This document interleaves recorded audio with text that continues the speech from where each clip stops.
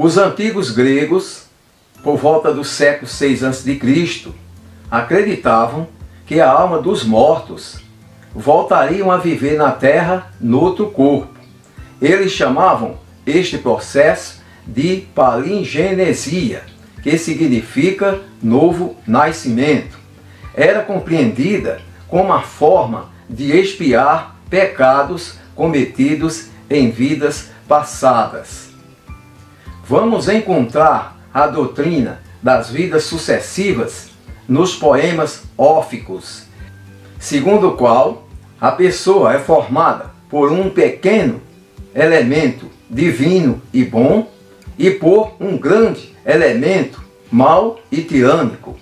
E o ser humano, o homem, precisaria se livrar, precisaria extinguir este elemento grande do mal. E seria necessário para isso passar por muitas reencarnações para se livrar deste grande elemento mal contido no ser humano. A reencarnação era crença dos filósofos pré-socráticos, Tales de Mileto e principalmente Pitágoras. Pitágoras, filósofo e matemático grego, que nasceu por volta de 580 AC, foi quem primeiro introduziu na Grécia a ideia de renascimento da alma. Segundo ele, a alma era imortal e, depois da morte, a alma voltaria a viver na terra e poderia retornar e viver num corpo animal. Daí surgiu a palavra metempsicose, que significa em grego transmigração. Metempsicose é a reencarnação do espírito da alma num corpo animal. Até onde se sabe, foi a primeira vez que surgiu no Ocidente a ideia de reencarnação, ou metempsicose. A partir daí, a doutrina da reencarnação ficou reconhecida na filosofia grega como metempsicose e depois se tornou um ensinamento escrito. Pitágoras também acreditava que os bons animais poderiam reencarnar como homens, ou seja, os bons animais reencarnariam como humanos, e bons humanos e os humanos poderiam reencarnar também em animais e na planta. E a ideia, a doutrina da reencarnação, continuou com os filósofos Sócrates, Platão, Aristóteles, Apolônio e Empédocles. E Platão, discípulo e sucessor de Sócrates, que nasceu em 427 a.C., ensinava que a alma nasce muitas vezes, até 1000 vezes, até atingir a bem-aventurança celestial. Ele acreditava que a alma reencarnada tinha vislumbres e recordações de suas vidas passadas. Isto acontecia através dos instintos e intuições. Conforme ele, as ideias inatas nasciam justamente destas lembranças que a alma tinha de suas vidas anteriores. Platão baseou seus ensinamentos nas informações prestadas por Pitágoras. Assim, a crença da reencarnação na Grécia Antiga ficou solidificada através dos ensinamentos de Pitágoras e dos filósofos Sócrates, Platão e Aristóteles, no princípio chamado de palingenesia, e depois, através das ideias de Pitágoras, passou a se chamar metempsicose, admitindo a possibilidade do espírito reencarnar no corpo animal. Saindo da Grécia, vamos até Roma. E os romanos acreditavam na teoria, na doutrina da reencarnação. Em Roma, a doutrina da reencarnação era reconhecida como a grande doutrina.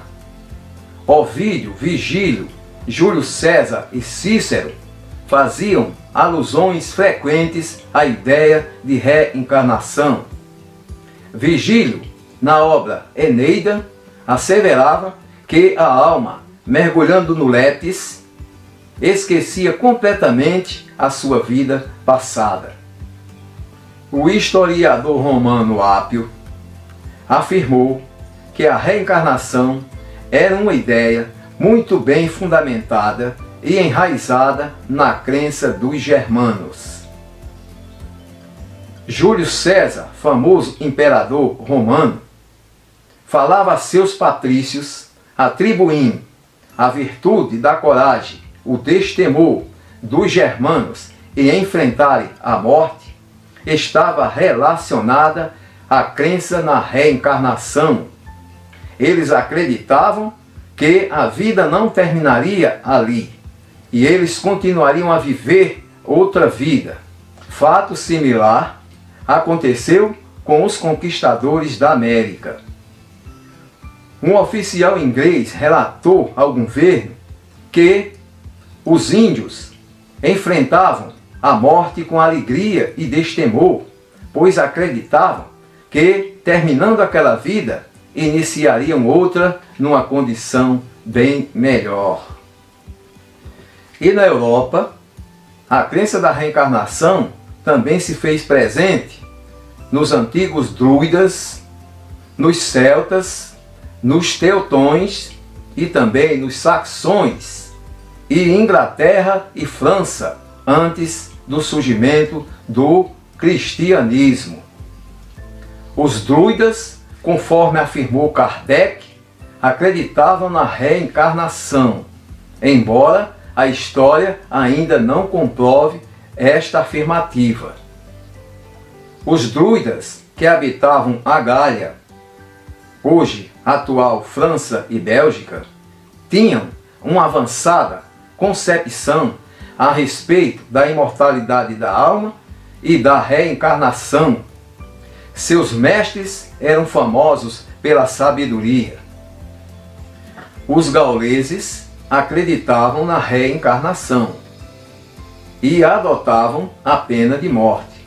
Era costume, antes de sentenciar e executar um criminoso, dar-lhes 5 anos para que ele se preparasse para a vida futura, ou seja, para que ele fizesse uma retrospectiva, uma retrospecção no sentido de se preparar para a vida futura. Os celtas acreditavam que depois que a alma passasse por inúmeras reencarnações, atingiria um céu branco e lá teria consciência de Deus. Acreditavam que, logo após a morte, a alma teria um longo período de descanso, até retornar à Terra para continuar a sua caminhada evolutiva, reencarnando. Os teutões acreditavam que reencarnavam na mesma família e teriam o mesmo nome da vida prévia.